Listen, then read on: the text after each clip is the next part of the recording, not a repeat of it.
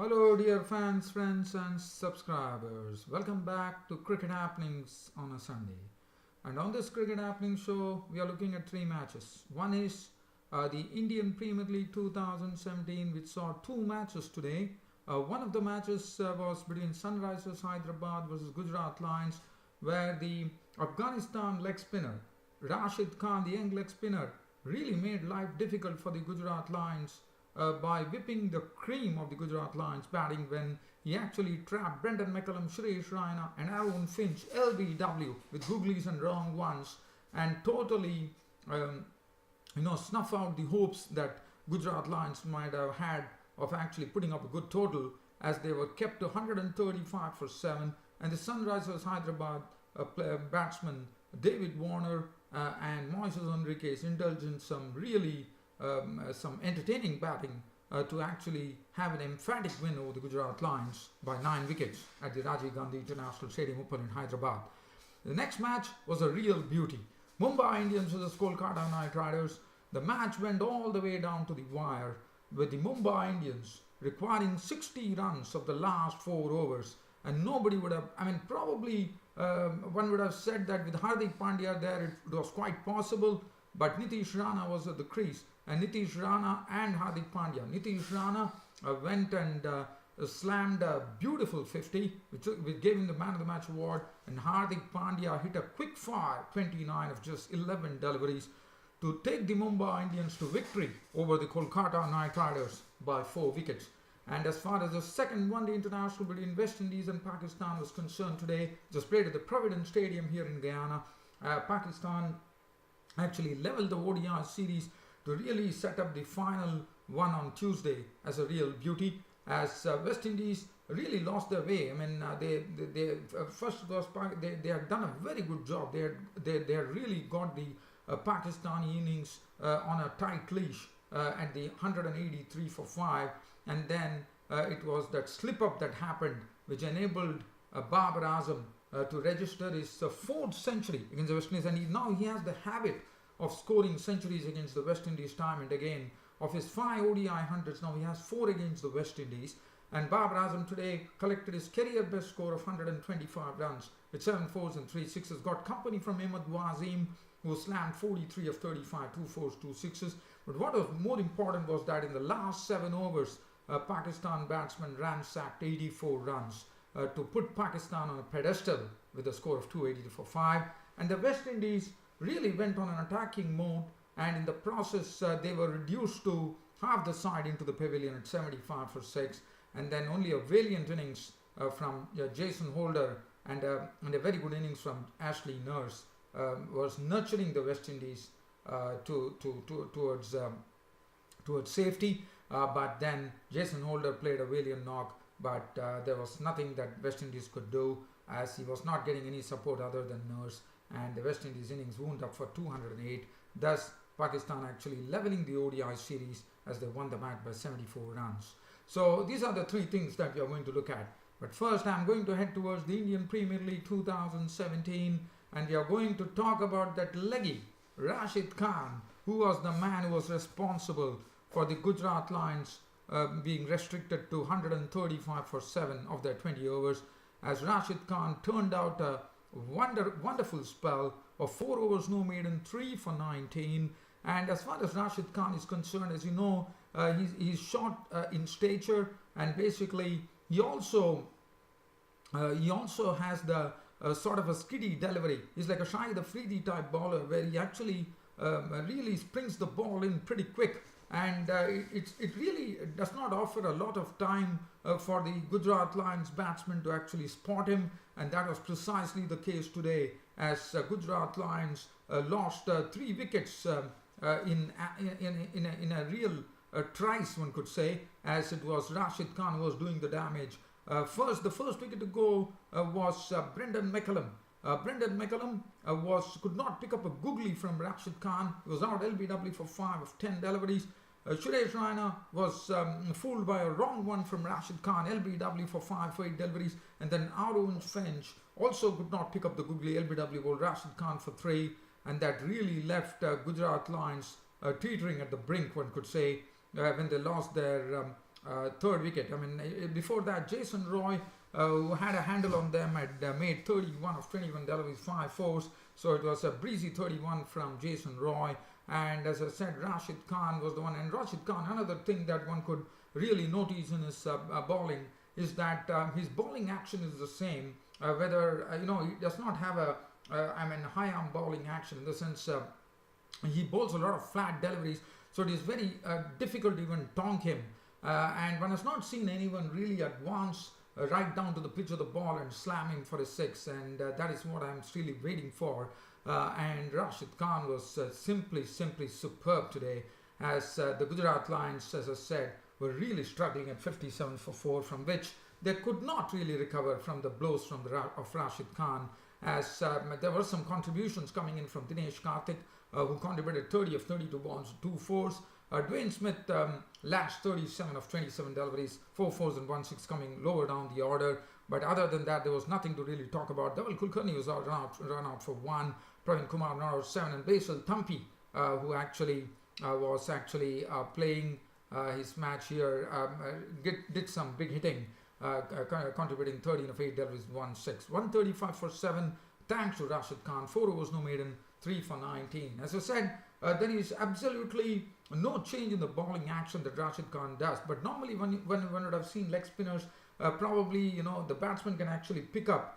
Because if the bowling action changes, they know whether it is going to be a googly, it's going to be a leg break. But in this case, there was in Rashid Khan's case, it was very difficult to pick up, and I'm sure Rashid Khan is also learning a lot in the dugout as well. Bipul Sharma, 4 overs none for 24, the left arm spinner. Bhunesh Kumar, 4 overs 2 for 21, did his job pretty well. Ashish Nara, 4 overs 1 for 27. Rashid Khan, the figures really stood out for him to get the man of the match award. Ben Cutting, 3 overs none for 29 was costly. Moises Enriquez went for 12 of his first over. Sunrisers Hyderabad chasing that. They lost Shikhar Dhawan pretty early. Caught McCallum bowled Kumar for 9 of 9 balls. But then it was only a matter. And after that there was absolutely no reward for the Gujrat Lions bowlers, as David Warner and Enriquez really indulged in some really nice stroke making, with David Warner contributing an unbeaten 76 of 45 deliveries, 6 fours and 4 sixes. Moises Enriquez cracking an unbeaten 52 of 39 deliveries, 6 fours, and finishing off the target in 15.3 overs to have a good run rate of 9.03. And the bowlers, nobody could really make any impression with the way Moises Enriquez and David Warner were going. Suresh Rana, 2 overs started for 24. Kumar, 2 overs 1 for 16. Tejas Baroka was making his debut today. He was very costly, was the costliest in fact. 3.3 overs no maiden, none for 33. Dhaval Kulkarni, 2 overs for 17. Shivil Kaushik, another bowler who I would say has a peculiar action as well for a Chinaman bowler, and also one would associate this with the former Chinaman bowler from South Africa once upon a time. His name was Paul Adams. Did not play a lot of test matches. He was always known as a frog in the blender action, and that's what precisely Shivil Kaushik almost, I wouldn't say is entirely the same, but probably in that same mold. 4 overs none for 29, and Basil Thampi, 2 overs costing 21. So that is Sunrisers Hyderabad getting their second victory in the IPL, and that is good to see. The next match that I'm going to talk about, the match which went all the way down to the wire, and we are talking about the Mumbai Indians versus the Kolkata Knight Riders match. Kolkata Knight Riders batted first, and their start was not good today. They lost, they definitely put up 44 runs first up, no doubt about it, in 4.2 overs. But the first wicket to go was the captain Gautam Gambhir, as it was Krunal Pandya. The pace bowlers Malinga and McLennan could not make quite an impression there, and it was Krunal Pandya, the left arm spinner, coming in and nipping the wicket of Gautam Gambhir for 19 of 13 balls with 3 fours. Chris Lynn contributed a very good 32 of 24 balls with 3 fours and 1 6 before Bumrah actually pinned him LBW. Robin Uthappa, who came 1 drop in the last match, as you know, he didn't get an opportunity. He came down at 1 drop today, but he was out cheaply for just 4 runs with just 1 solitary boundary. But the man who really turned down the Kolkata Knight Riders innings, or probably I would say really was shining like a bright light in this Kolkata Knight Riders innings of 178 for 7 was Manish Pandey's innings. He was really superb with his stroke making, and he was maneuvering the strike well. He was moving around beautifully at the crease to actually play those strokes, and it was a real sight to watch as he cracked an unbeaten 81 of 47 balls with 5 fours and 5 sixes to single-handedly take this Kolkata Knight Riders innings to a score of respectability at 178 for 7. Did not receive any support from the hard hitter Yusuf Pathan, who was dismissed for 6 of 11 deliveries. Malinga cleaned up Surya Kumar Yadav and Chris Wokes by getting them caught at Pollard for 17 and 9 respectively. Sunil Narine was eligible McLennan, and also Mitchell McLennan. Normally he bowls his death overs very nicely, but today he received a severe tap at the hands of the very well settled Manish Pandey, as Manish Pandey slammed him for 23 runs in the final over of the innings, as Kolkata Knight Riders went to a total of 178 for 7. What an innings from Manish Pandey. Breathtaking innings, one could say. As far as the bowling is concerned, Lasith Malinga, 4 overs, 2 for 36. McLennan was very costly, especially got that real bashing at the hands of Manish Pandey in the final over of 23 runs. McLennan, 4 overs, 1 for 51. Bumrah, 4 overs, 1 for 39. Kunal Pandya stood out with his bowling, 4 overs, no maiden, 24 runs and 3 wickets. And Harbhajan Singh, 4 overs, none for 27. As far as the Mumbai Indians are concerned, they were given a target of 179 to actually win the match. And it all started off with Pardeep Patel and Butler going on their task in a pretty good manner, one could say, because they needed a clip of 8.90, and they were definitely doing a very nice job. They were up with the run rate in the power play overs. Pardeep Patel and Butler were doing a good job. But then Ankit Rajput today, who was playing, who is the pace bowler, who actually Ankit Rajput today played, and he was the one who actually, it was Kuldeep Yadav actually providing the breakthrough when Pardeep Patel was LBW to Kuldeep Yadav for 30 of 27 deliveries, 3 fours and 1 6. Butler was joined in by Nitish Rana at that time, and but then Rajput also picked up the wicket of Josh Butler for 28 of 22 deliveries with 1 4 and 2 6. So Nitish Rana came in, and he took his time at the crease, did not do much of any real hitting. He knew that he had a real task on hand here, and Rohit Sharma was a big wicket, and that was the wicket which probably would have put a lot of doubt in Mumbai Indians' minds, because Sunil Narine trapped him LBW for 2 very quickly to leave the Mumbai Indians score at 74 for 3 at the halfway stage. But they still had some batting to come in the form of Kunal Pandya, Pollard and Hardik Pandya. Nitish Rana was still there in the centre, doing a pretty good job of not only nurturing the innings but also seeing to it that he was also guarding his wicket very well. And then Kunal Pandya entered. Kunal Pandya contributed 11 of 6 balls, 2 fours, becoming a victim of Rajput. Kieron Pollard played a good hand in the sense he made I wouldn't say a very impressive 17, but nevertheless 17 of 17 balls, and that was the time. But Nitish Rana was the man who was still there at the crease, but he was making sure that this Mumbai Indians run rate the scoreboard was ticking very nicely. But finally, when Hardik Pandya walked in, it was a very tough situation. One probably would have at 119 for 5 when Pollard departed of the very first delivery from Chris Wokes in the 17th over. It was really to get. It was an arduous task, I would say. But one knows that Nitish Rana, in his domestic form, he has been. One knows that in domestic cricket he has been a very good hitter of the ball, and he got company in the form of Hardik Pandya. And Hardik Pandya and Nitish Rana really turned it on. They went after especially even though it was Trent Bolt and Chris Wokes bowling from the other end, it was really tremendous hitting from both. Nitish Rana started getting on to the aerial side because they required 60 runs of 4 overs, so literally it was like 15 runs required of every over, and Nitish Rana and Hardik Pandya really started bashing the bowlers. Trent Bolt and Chris Wokes were really taken for runs as runs started coming in, and suddenly the lights were shining on the Mumbai Indians, and finally they saw to it that the light finally shone on the Mumbai Indians, with Nitish Rana picking up the Man of the Match award for a very good innings.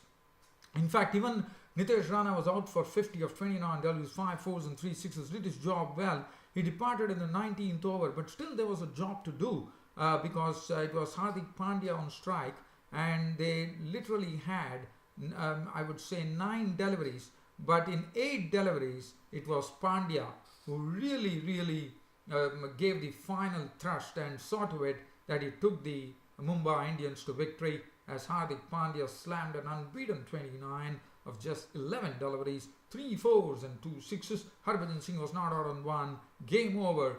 Mumbai Indians winning this match, or stealing the match away from the Kolkata Knight Riders to win it by 4 wickets. What a win! It was an exciting match, I would say, and Nitish Rana was the man of the match. As far as the bowling is concerned, Bolt was a bit costly today. 3.5 overs, was taken for 47 without a wicket besides his name.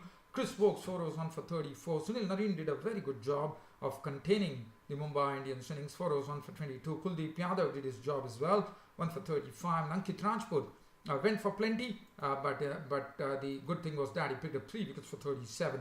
So that is as far as the Indian Premier League 2017 is concerned.